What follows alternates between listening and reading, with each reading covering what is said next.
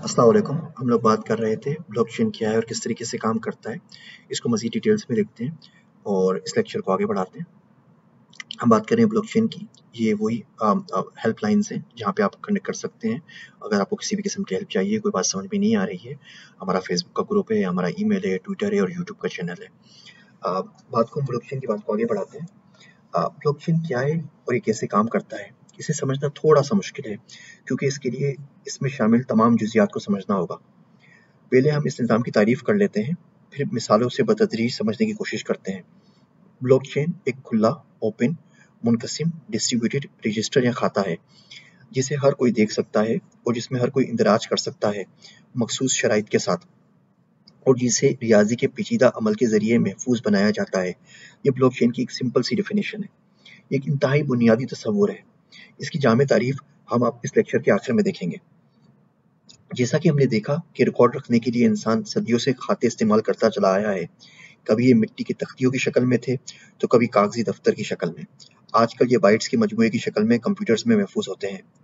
Blockchain या distributed laser, मुनकसिम खाता, एक ऐसा डिस्ट्रीब्यूटेड लेजर है जो होने वाली ट्रांजैक्शंस का वक्त के हिसाब से क्रोनोलॉजिकली मुकम्मल हिसाब रखता है। नेटवर्क में शामिल हर फर्द के पास इसकी मुकम्मल कॉपी होती है। जब कोई तब्दीली आती है या कोई ट्रांजैक्शन होती है तो तमाम लोग अपने अपने खातों को अपडेट कर लेते हैं। अगर कोई शख्स किसी जाली ट्रांजैक्शन को रिकॉर्ड करवाने की बात करे तो बाकी लोग इसे मुस्तरद कर देंगे कि उनके पास कॉपी में इस ट्रांजैक्शन का वजूद सिरे से मौजूद ही नहीं होगा। जैसे हमने मिसाल देखी है निकाह के वक्त। आपने निकाह के वक्त बहुत से मेहमान देखे होंगे। दरअसल ये सब एक शऊरी ब्लॉकचेन है जो इस शादी के गवाह हैं। अगर कल कोई शख्स शादी का दावा करेगा तो सब उसकी मुखालफत करेंगे कि इस खातून की पहले से ही शादी हो चुकी है। आप कुरान पाक के हिफ्ज़ को देख लें। हर हाफिज कुरान एक नोड है। सबके पास एक ही पब्लिक लेजर कुरान पाक की कापी मौजूद है जो सबने अपने अपने दिमागों में महफूज की हुई है। अब अगर कल कोई नाकिबत अंदेज शख्स नाउज़ुबिल्लाह कोई नई आयत घर लाता है तो हुफ़ाज़ का ब्लॉकचेन सिस्टम उसे मुस्तरद करके उसे निज़ाम से बाहर फेंक देगा। बिल्कुल ऐसे ही ब्लॉकचेन काम करता है। आइए एक मिसाल से समझते हैं। अब्दुल्ला ने अपने दोस्त जमशेद को फ़ोन किया कि मुझे पैसों की ज़रूरत है, कुछ भेज दो। जमशेद ने फ़ौरन अपना ऑनलाइन अकाउंट खोला और 10,000 रुपये अब्दुल्ला के अकाउंट में भेज दिए। अब्दुल्ला को चंद मिनटों में अपने अकाउंट में रकम मिल गई। अब इस मामूली सी सादा ट्रांजैक्शन के पीछे क्या हुआ? कोई नकदी या पैसे इधर से उधर नहीं हुए, कोई कैश मूव नहीं हुआ। जमशेद ने अपने ऑनलाइन अकाउंट में जाकर 10,000 रुपये भेजने की दरख्वास्त की तो कंप्यूटर सिस्टम ने उसके खाते में रकम की मौजूदगी को चेक किया। अगर उसके अकाउंट में 10,000 से कम रकम होती तो ट्रांजैक्शन ना हो पाती। उसके अकाउंट में रकम ज़्यादा थी, लिहाजा उसके खाते में से 10,000 कम हुई तो अब्दुल्ला के खाते में बढ़ गए। इस पूरे अमल में रकम का वजूद खाते के इंदराज से ज़्यादा नहीं। मसला सिर्फ ये है कि दो लोगों की रकम की मुंतकिली के लिए किसी तीसरे इदारे पर एतमाद करना पड़ा, और उमूमन ये तीसरा इदारा इन सर्विसेज के बदले रकम लेता है।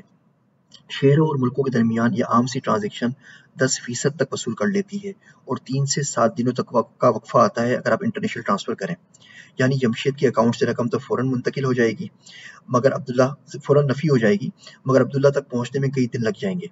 किसी तीसरे इदारे या थर्ड पार्टी के इस्तेमाल में वो सारी कबाहतें मौजूद हैं जो हम मरकज़ी निज़ाम के मसाइल में इससे पहले वाले लेक्चर में डिस्कस कर चुके हैं। और मज़ीद ये कि इसमें ज़्यादा फ़ीस और वक्त भी लगता है। हुकूमत और इदारों की इजाज़त भी दरकार होती है और फ़ॉरेन एक्सचेंज के तबादले की सूरत में कटौती भी होती है। चोरी का एहतमाल है, इंसानी गलती का भी, और सहूलत भी कोई ज़्यादा नहीं।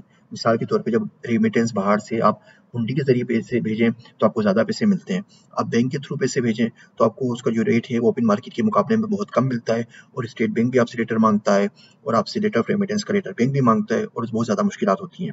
ये तो हमने तमाम अंडे एक ही टोकरी में रख दिए, और जुल्म ये कि वो टोकरी भी किसी और की है, जिसे उर्फ़े आम में हम बैंक कहते हैं।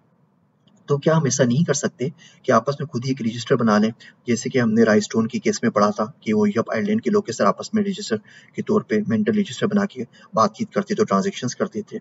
तो क्या हम ऐसा नहीं कर सकते कि आपस में खुद ही एक रजिस्टर बना लें और उसमें इंदराज करते रहें? बिल्कुल ऐसा किया जा सकता है, मगर यहाँ डबल स्पेंडिंग, दोहरे खर्च का मसला आता है, जिसे सातोशी नाकामोटो ने बखूबी हल किया। इस डबल स्पेंडिंग का जो मसला है, इसके हल को ब्लॉकचेन कहते हैं। असल में जो उसने मसला सॉल्व किया वो सिर्फ और सिर्फ ये डबल स्पेंडिंग का था। हम एक पब्लिक लेजर बना लेते हैं और उसमें शुरू से लेकर रहती दुनिया तक होने वाली तमाम ट्रांजैक्शंस का रिकॉर्ड रखते हैं। اگر عبداللہ آگے کسی کو 50,000 دیتا ہے تو سب کو پتا ہے کہ اس کے پاس 10,000 ہیں اور وہ 5,000 دے سکتا ہے، اور اب اس کے پاس 5,000 بچے اور یہ 10,000 اس کے پاس جمشید کی طرف سے آئے تھے۔ اب اگر اس نظام پر ہزاروں لاکھوں لوگ ہیں تو سب ٹرانزیکشنز کرتے رہیں گے اور بلاک چین کے پبلک رجسٹر میں اس کا اندراج ہوتا رہے گا۔ جب بہت سی ٹرانزیکشنز کو لکھنے کی وجہ سے صفحہ بھر جائے گا تو تمام لوگ نوٹس اسے ہیش فنکشن کی مدد سے سیل کر کے بلاک بنا دیں گے اور اگلے بلاک پر کام شروع ہو جائے گا۔ اس سیل کا مطلب یہ ہے کہ جو بھی صفحے بلاک پر لکھا ہوا ہے وہ ٹھیک ہے اور اب رہتی دنیا تک اس میں کوئی تبدیلی ممکن نہیں، جسے ہم بلاک چین کی زبان میں امیوٹیبلٹی کہتے ہیں۔ ہیش فنکشن کے اوپر مزید بات کرتے ہیں۔ ہیش فنکشن کیا ہے اور کس طریقے سے کام کرتا ہے اور کس طریقے سے ون وے فنکشن ہے۔ ابھی ہم نے چھوٹی سی سمپل ٹرانزیکشنز کی مدد سے دیکھا کہ بلاک چین کے اندر ٹرانزیکشنز کس طرح ہوتی ہے، جب پیسے ٹرانسفر ہوتے ہیں تو بلاک چین کا جو ڈسٹریبیوٹیڈ لیئر ہے وہ کس طرح اپڈیٹ ہوتا ہے، اور صفحہ بھرنے کی صورت میں کیا کنسیپٹ ہے کہ کس طریقے سے ہم ایک بلاک کو سیل کر دیتے ہیں۔ اس سلسلے میں اگلے لیکچر میں آگے بات کریں گے۔ آپ سب کا شکریہ۔